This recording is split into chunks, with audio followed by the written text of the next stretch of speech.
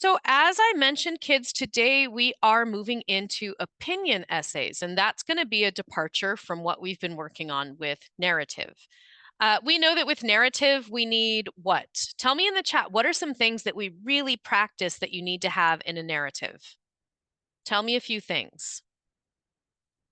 Description, plot, dialogue, details, that's a big one. Figurative language, setting, conflict, characters, sensory details, vivid imagery,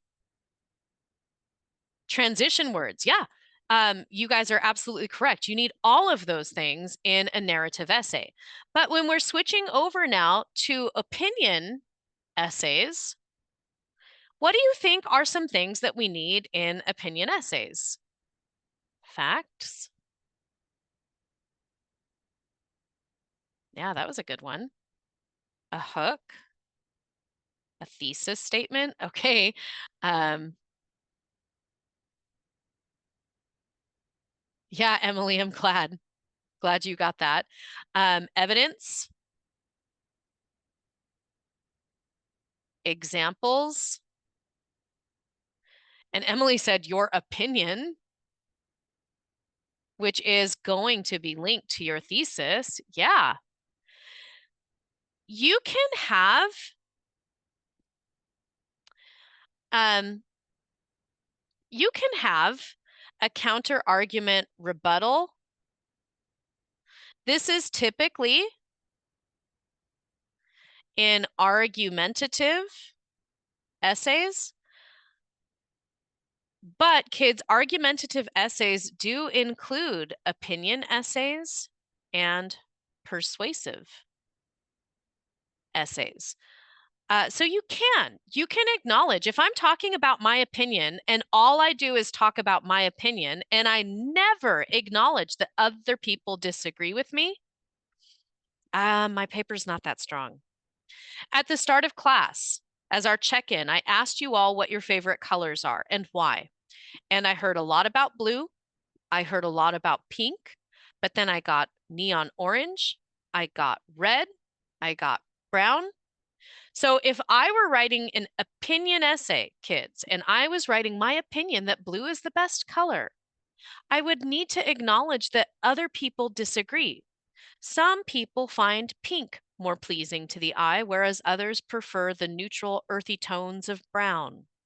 Although those are also lovely colors, they just don't have the same impact on me as does the color blue. Okay, so you absolutely can have a sort of counter argument and rebuttal in an opinion essay, and it absolutely is going to strengthen your paper. Now, somebody said facts and another person said evidence. You absolutely need both of those. And we're just going to write facts and evidence strengthen and support your opinion.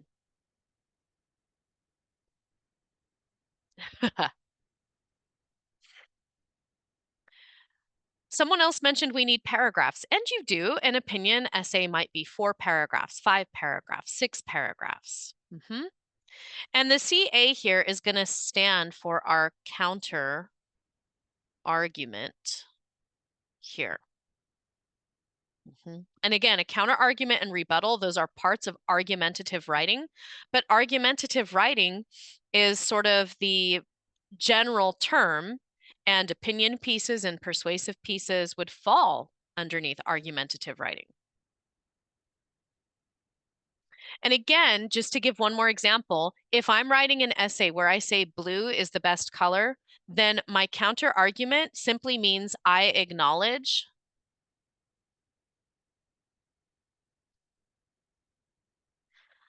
other opinions that are different from my own. Okay. So if I'm writing and I'm talking about why blue is the best color or it's my favorite color, then to acknowledge that other people think differently, I might say, some of my students say that their favorite colors are pink and brown. Indeed, both pink and brown are lovely colors. Pink is vibrant, and brown is so earthy and natural that it lulls me into a state of relaxation. Although, this is where I say my rebuttal, although those are truly wonderful colors, I still don't think that they can compare to the beauty that is blue. Okay. Did you hear how I acknowledged some kids like pink and brown, but then I rebutted? I said, but I still think blue is the best.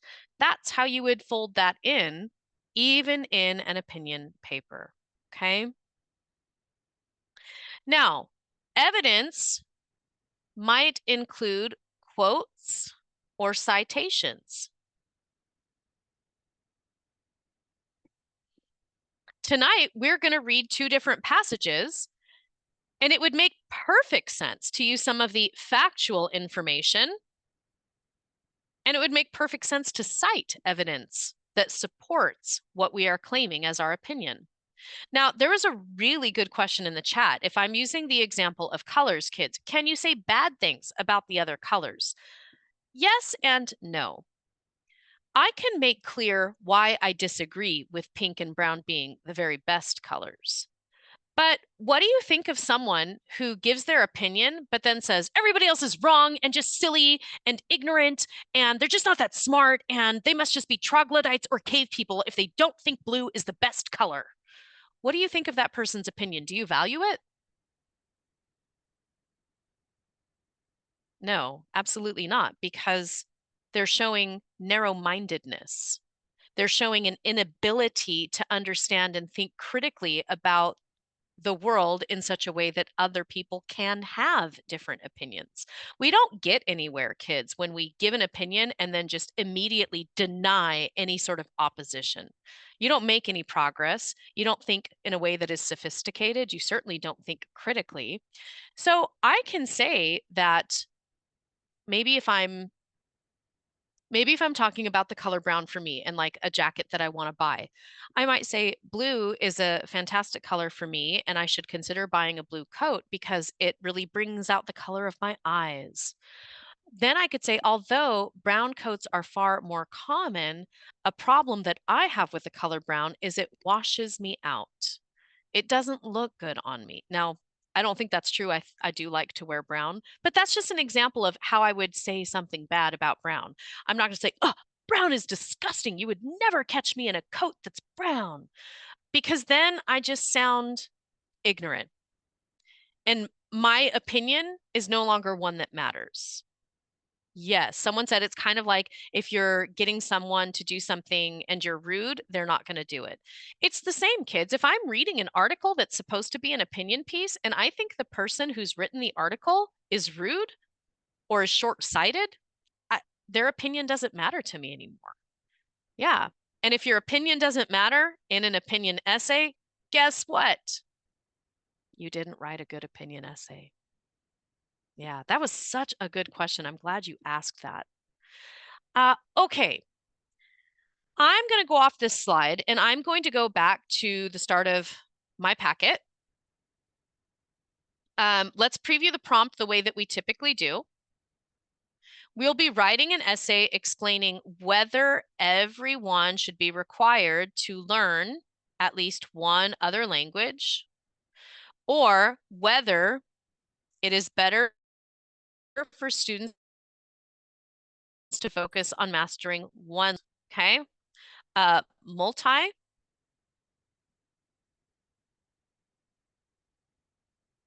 languages or one language. All right. Okay. Once you've made that decision, folks, you need to use evidence from both of the sources.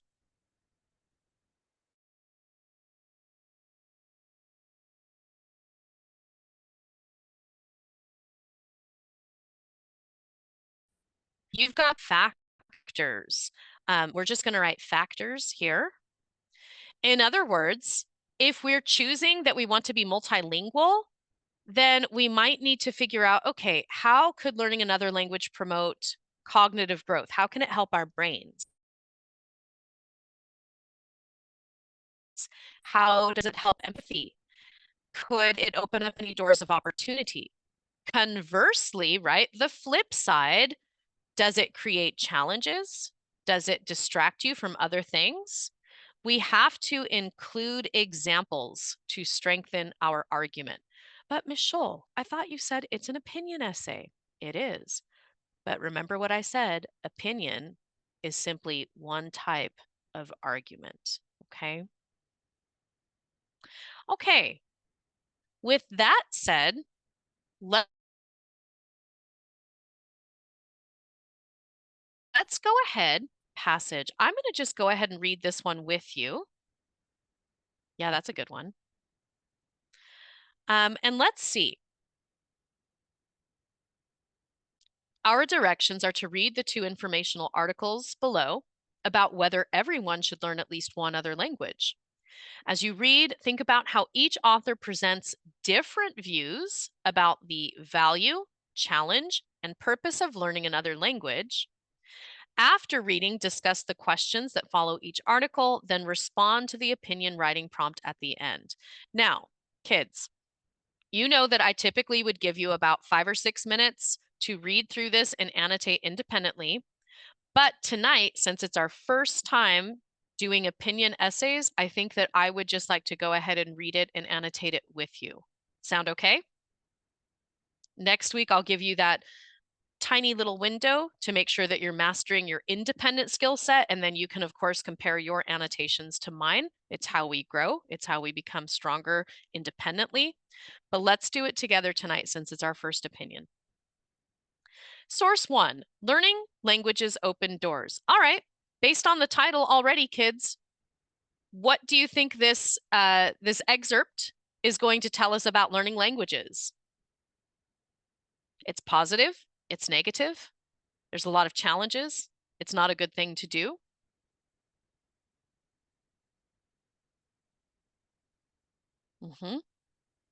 And again, kids, this one is posted in Google Classroom, okay?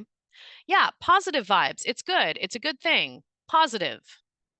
You sure would think so, that learning languages can help you learn a lot of things. Yeah, opening doors speaks to opportunity. So we're just going to write opportunity here. And I'm going to put a question mark because I'm not sure because I haven't read it yet.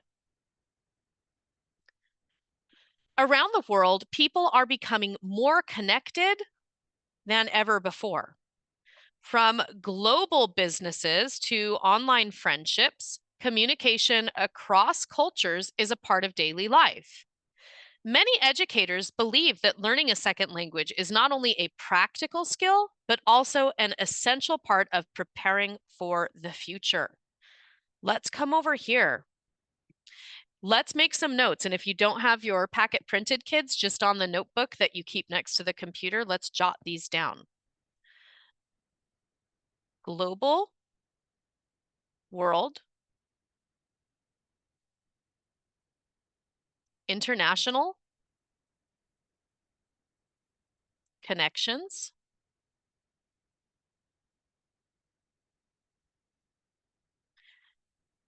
cross, cultural, prep for future. In this introduction alone, kids, I've got 4 different ideas of how learning languages can be helpful. If I make a friend that lives in, I don't know, Brazil, and I don't speak Portuguese, and that friend doesn't speak English, it's going to be difficult for us to maintain our friendship. But if I'm learning Portuguese and that friend is learning English, that's a good way for us to both practice our new languages, but also strengthen our friendship. Okay. If I have a job in international business and I am only monolingual, I speak one language, is that going to help me be successful in global business, kids?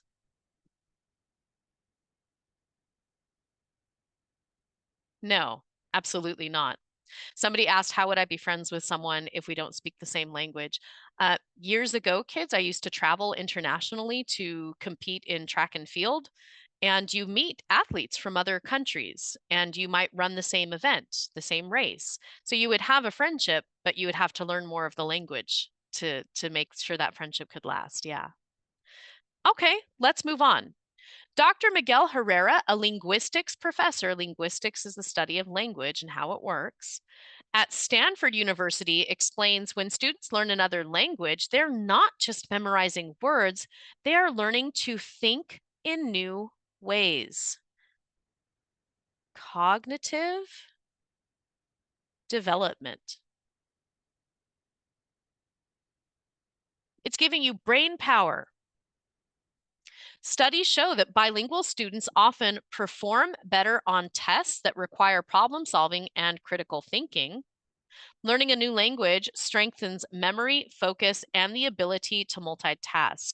I'm going to come over here and I'm going to put a Q with a plus sign.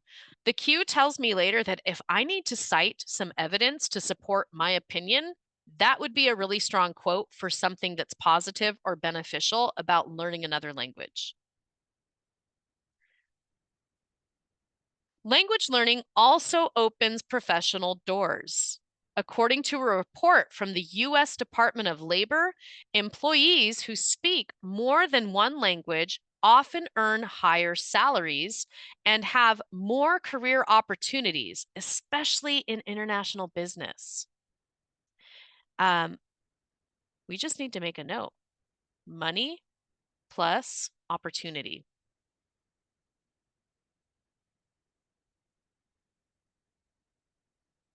There we go. Of course, you're going to have more opportunities. If you speak 3 different languages, your company is going to send you to their different headquarters throughout the world, as opposed to someone who just speaks one language and couldn't speak with the employees at that headquarters, right? And if you can add that skill to your company where they don't have to go out and hire 2 other people who speak those other languages because you speak them, what are you going to get as a reward?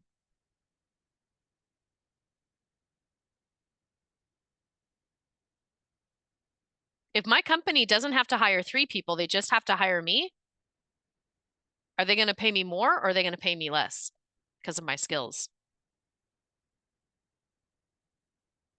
Yeah, they're going to pay me more. Now, somebody asked a good question. The sources, are they just opinions or are they facts? Well, they're a combination. They're opinions supported by facts. Let's take a look. Here we have information from Dr. Miguel Herrera, a linguistics professor at Stanford University. Would you guys say that Stanford University is a pretty good school? Yes. So this is a trusted source. This is not, according to Dr. Sarah Scholl, online specialist at scholluniversity.com. We've never heard of Scholl University because it doesn't exist. Okay. So that wouldn't be credible.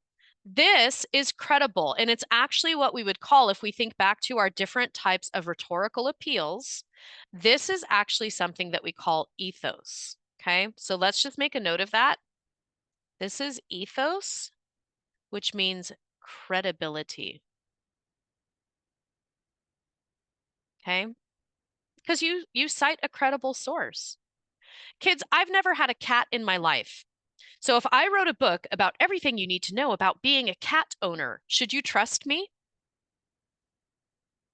No. But if Tiffany wrote a book about cat ownership, maybe featuring our very own Cherry, should you trust what Tiffany says? Yes, because we know that Tiffany has a cat. Same thing here. Should you trust a professor at one of the most renowned universities in the world? Probably. Should you trust a random person online that has a school founded in their name that you have to pay in cryptocurrency in order to attend? Maybe not.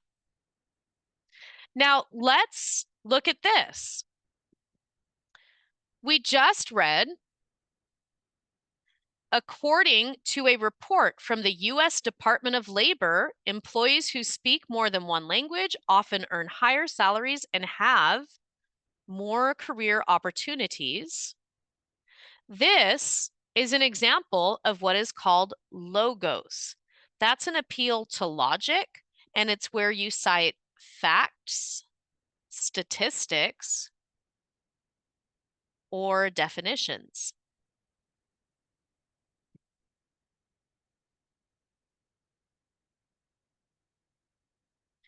So even though the opinion is that learning languages opens doors, in other words, it helps, it's positive, it gives you more opportunity, even though this is this author's opinion, this author still cites a credible source. This author cites factual evidence to support their point of view. You have to do the same thing when you write your response. But Ms. Scholl, who or what should I cite? Well, you can cite Dr. Miguel Herrera. You can cite the report from the US Department of Labor, okay? You can simply cite employees who speak more than one language often earn higher salaries, end quote, than others. And then in parentheses, you would put source one, because that's where you're getting your information. All right. Just to finish that last paragraph, in a global economy, Dr. Herrera adds, knowing another language makes you stand out. It's a good thing. It makes you more marketable, kids. All right, shall I go on to the next page?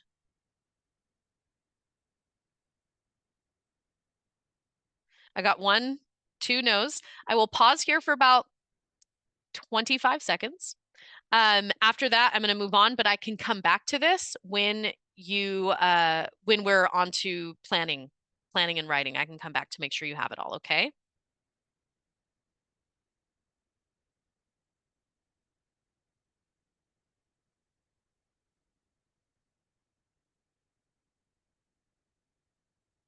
Just another few moments.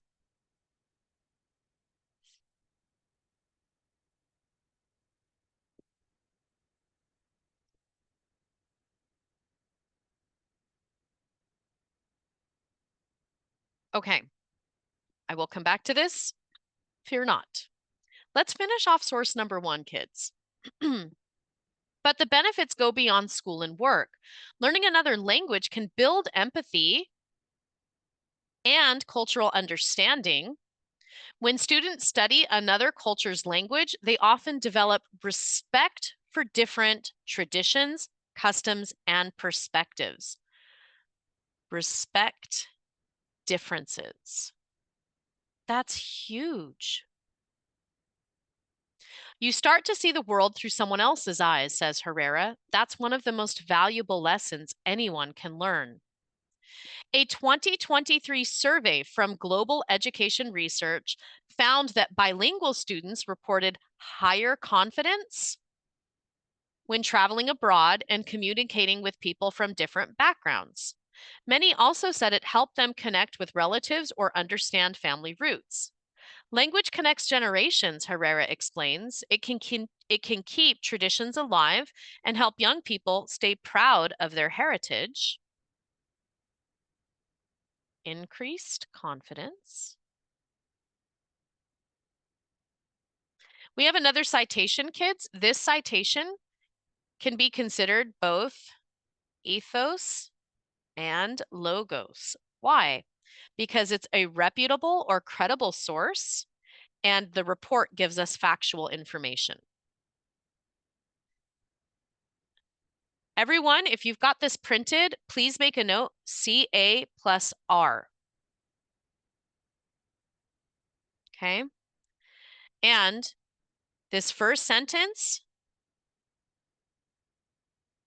is your counter argument.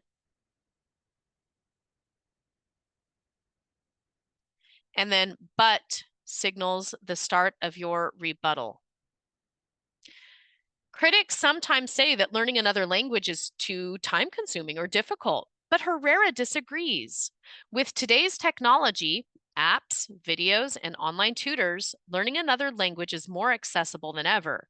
It's not just for students, it's a lifelong skill that anyone can develop. I'm going to underline lifelong skill. Supporters argue that requiring everyone to learn at least one additional language could make communities stronger and more understanding. Language builds bridges, Herrera concludes. And in a world that often feels divided, that's something we need now more than ever. Would we agree that this was very much a positive source? Let's all write source number 1 equals positive. Connections, communication,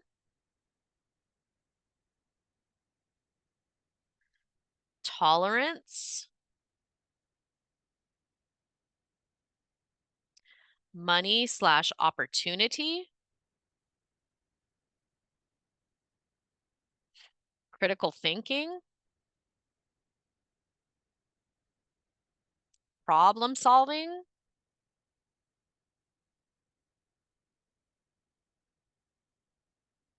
respect,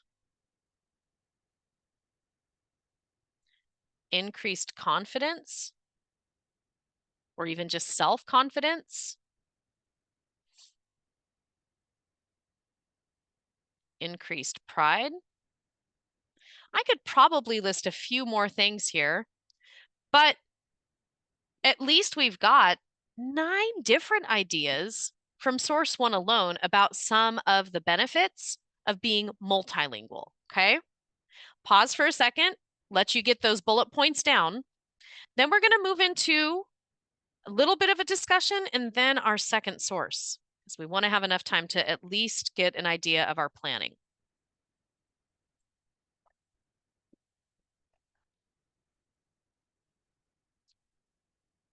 And again, kids, if anyone needs me to come back to the slide a little bit later when we get started, I'm happy to do so.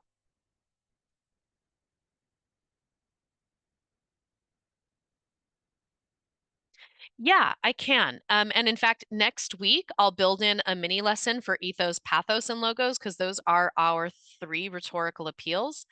Ethos means it's a credible source, someone whose information you can trust, right? You can't trust Miss Scholl to talk about owning a cat because Miss Scholl has never owned a cat. But you can trust Tiffany, our classmate, because Tiffany has owned a cat. So that's ethos, credibility. Logos, the logical part of your argument. What facts, definitions, and statistics can you give me to help convince me? If I just tell you blue is relaxing, okay, but prove it. Well, because it feels good. Not strong enough.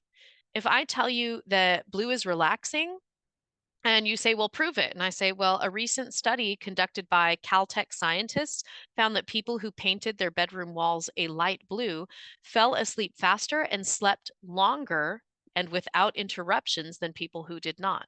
That's a fact that now is like, oh, okay, I see what you're saying about blue. Yeah, and Princeton, you will again next week. It's just because we're switching into opinion that I want to guide through it. Okay.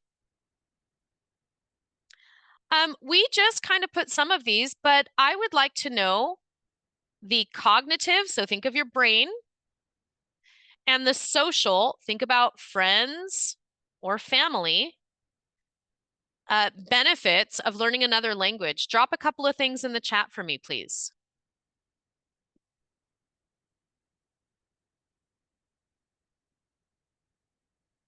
Okay. Yep. Critical thinking. Excellent. Problem solving. And someone said better testing. Yeah, because actually you need critical thinking and problem solving skills to perform on any exam. So yeah, you actually would do better on testing. Someone said communication. And another person said respect. and understanding. Mhm.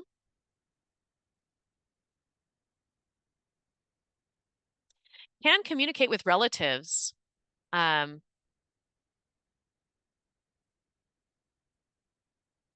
I think this is so powerful.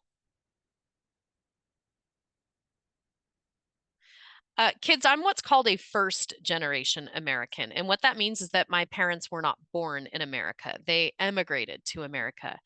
And I know that a lot of you have family members who also have emigrated to America. Some of you are first generation, some of you are second generation, some of you are third generation. But I also know that sometimes when we want to talk to family members, especially our elders, that maybe are not in America, or maybe they're here, but they haven't developed either fluent English or they just prefer to speak in their first language, then it's important that we learn that language so that we can communicate with relatives. So that's such a powerful one. I'm glad that you add that. Yep. For number two, how does Herrera connect language learning to empathy and cultural understanding? Empathy means that you can understand issues or conflicts or struggles or adversities that other people experience. Sympathy means like, wow, it's a really hard struggle. I'm sorry. Empathy means the same thing has happened to me or I've been in something similar and I know what you're talking about. Okay, keeping family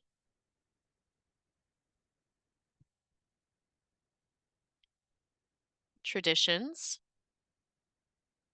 alive, interested in learning about differences. Someone said that that leads to tolerance and uh, understanding why things are different.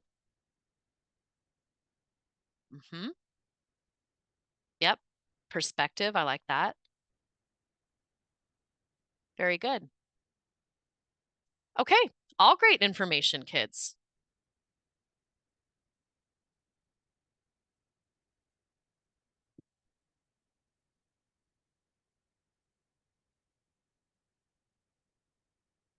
Very good. Oh, I like that one as well. Helps young people stay proud of their heritage, how they change their perspective. Got another one about perspective. Yes. Fantastic. All right, kids, let's move into source number two. Um, focus on mastering one language well. Well, goodness, kids, what do we think the perspective of this article is going to be? Is multilingual positive?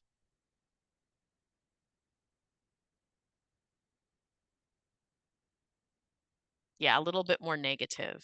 Yeah. I'll go back in a few minutes, hun. Yeah. Okay, let's go ahead and start. While many people praise bilingual education, others believe that not everyone needs to learn a second language. Um, we're already acknowledging a counter, right? That some people praise, but others believe that not everyone needs to learn. We're showing both sides of the issue. That's not a bad way to start. So we're just going to write good hook here because we might want to start with something like that. English teacher and author Miss Caroline Wu argues that schools should first ensure students have strong reading, writing, and communication skills in their primary language before adding another. Learning one language well is better than learning two poorly. Okay. You need to master the skills. Wu explains that mastering grammar, vocabulary, and composition in one language requires years of practice. Many students already struggle to write essays or read complex texts, she notes. Adding another language before they've built a solid foundation can lead to frustration and confusion. Yes. Okay, so we're going to write struggle. We're going to write frustration. and we're going to write confusion. ACKCA, so acknowledges counter-argument, just abbreviation. Yeah. Okay. So far, I'm open to hearing what Miss Wu is going to tell us. I can understand that if I struggle in one language, my first language, trying to learn a whole new language might cause me to struggle even more. I can understand that if I'm struggling in the skills that I need in my first language, that trying to add a new language might make me feel frustrated, or it might confuse me. English is a tricky language. It's a good example, kids, because if I'm speaking English and then I learn, let's say, Spanish at school, I have to invert or reverse the order of words as I would say them in English to Spanish. So if I say that is a red, those are red shoes, okay? Red shoes. In Spanish, it would be shoes red, right? Zapatos rojas, or rojos. So I could see that could be frustrating. Someone said Arabic is also hard. I've heard that. I don't speak Farsi, but yeah, I think a lot of languages can be challenging. All right. Yes, I can speak Spanish. Research from the National Literacy Foundation supports Wu's concern. In a 2022 report, the organization found that 37% of middle school students in the US read below grade level. This is ethos and logos. We trust the National Literacy Foundation, and they gave us a statistic 37% are below grade level. When students lack fluency in their first language, the report concludes, they often have difficulty transferring skills to a second one. I'm going to put a Q here for negative because I like lack fluency. I might want to use that in my essay. Wu believes that focusing on literacy in one language first can actually make students better communicators overall. There are also practical challenges. Not every school has the funding or qualified teachers to offer quality language programs. Too often, Wu explains, students get a few years of vocabulary drills without meaningful conversation practice.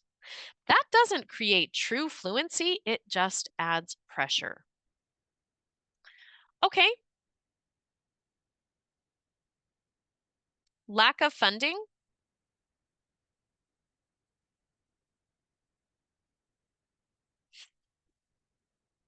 Low quality teachers / instruction. If I take a language class at school and all I'm given are packets every week, I just have to write in packets. Am I really becoming fluent in a second language, kids? Probably not. Yeah, I would probably need to seek something outside, either tutoring classes, some of you use applications, but I'm not mastering conversation just by correcting a packet. Um,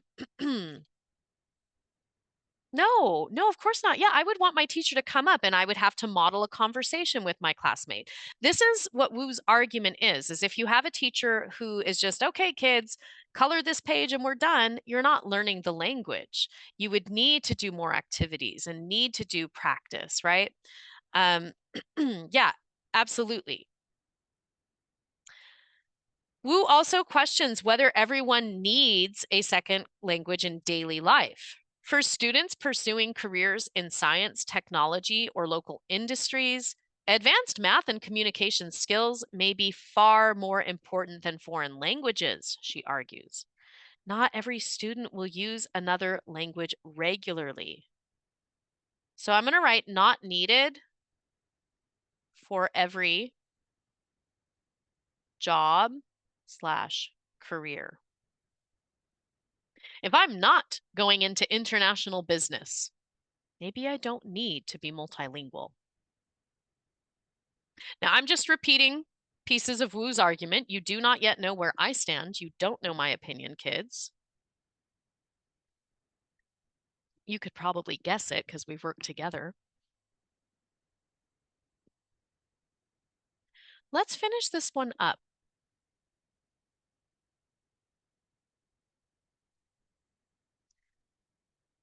Check it out. Here's our counter argument rebuttal. Let's make a note.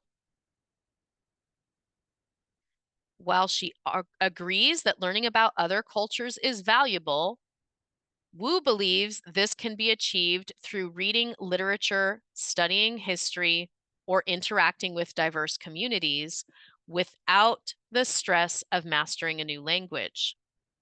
Understanding other people doesn't always require speaking their language, she says. It requires open-mindedness and respect. You can be open-minded and respectful without being multilingual.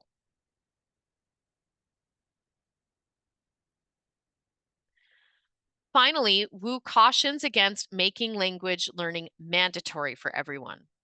For some students, especially those already learning English as a second language, an additional requirement could feel overwhelming, she explains. Education should meet students where they are, not demand the same path for everyone. Wu concludes, if a student is passionate about learning another language, they should absolutely do it. But for others, depth in one language, being able to think, write, and express clearly may be the most powerful tool they'll ever need. I'm going to put a cue here as well, because that might be something that I want to quote. That being able to express themselves clearly in one language may be the most powerful tool that students could have.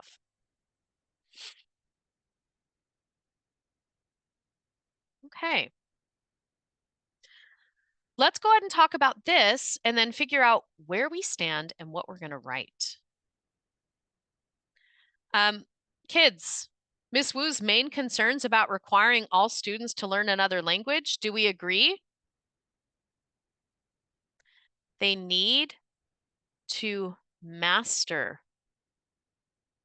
the original language skills. And for a lot, it's not necessary for their futures, specifically for their jobs or careers. But how does Wu suggest that students can develop cultural understanding without learning a new language? We just talked about it. Tell me in the chat. What does she suggest that students can do without having to learn a secondary language? What does it require, those two things that we just noted? Yep. Being open-minded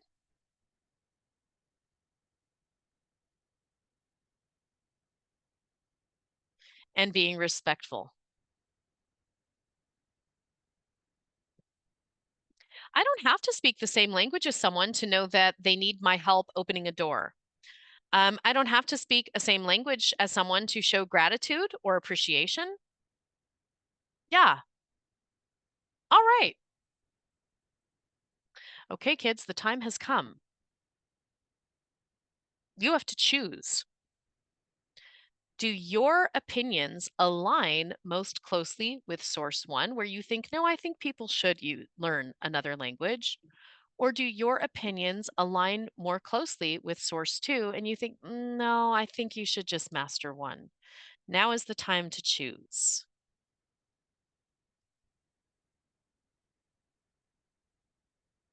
Yeah. Okay. It looks like we actually have a consensus tonight. We all agree that it's beneficial to learn another language. So tonight we're all writing towards, yes, you should learn another language. Okay. Lead statement. I know it's a rare thing for us to all agree. I love that we all agree on this. I think it's really powerful. Your lead statement is your hook. And we can use a hook similar to either of these excerpts, or we can use something that's a little bit more broad, academically general statement. Remember that we don't, outside of a narrative, and even inside of a narrative, I didn't want you to do this. We're not going to start with quotes. We're not going to start with questions, and we're not going to start with definitions. Those are too simplistic. You are far more sophisticated of writers now. We want to build on that sophistication. So, an academic statement as our lead statement or our hook, okay? In a world that increasingly depends on clear communication,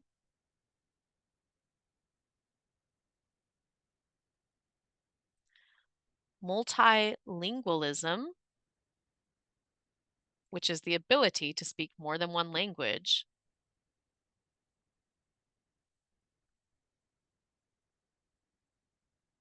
in a world that increasingly depends on clear communication, multilingualism is a skill that all people should have. Now, that's just my hook. After my hook, I need some context. Why? Why should we have it? Give me one or two sentences that elaborates from this hook that will then connect to a thesis.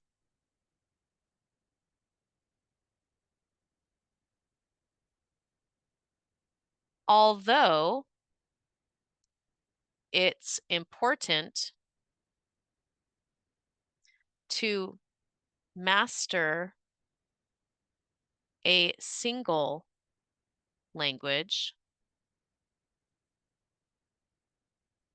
achieving multilingualism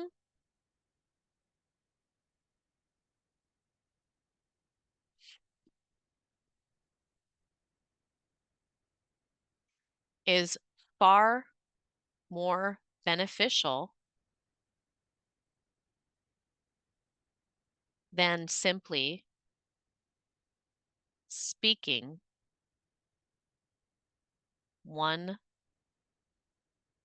language. Okay. Now, remember, multi means what, kids? One or many?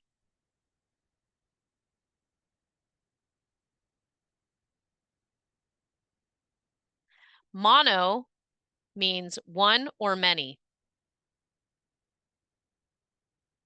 One. So if I'm multilingual, I speak multiple languages. Maybe it's just two, but two is a multiple, maybe more. If I'm monolingual, I only speak one language. One of the really powerful things about this thesis, kids, is that it uses the although to already introduce the opposing opinion. Now, does that mean you can say, got my counter argument in the thesis? I don't ever have to say it again. No. You still need to acknowledge, just like the two sample sources did further down in your second or third body paragraph, you need to acknowledge that there are going to be people who disagree with you. Best way to find what your counter argument's going to be is to look at source number two. Since we all agree with source number one, look at source number two and acknowledge, like, it is important that students master clear communication, writing, and speaking. However, mastering those skills does not inhibit or prevent you from learning a new language.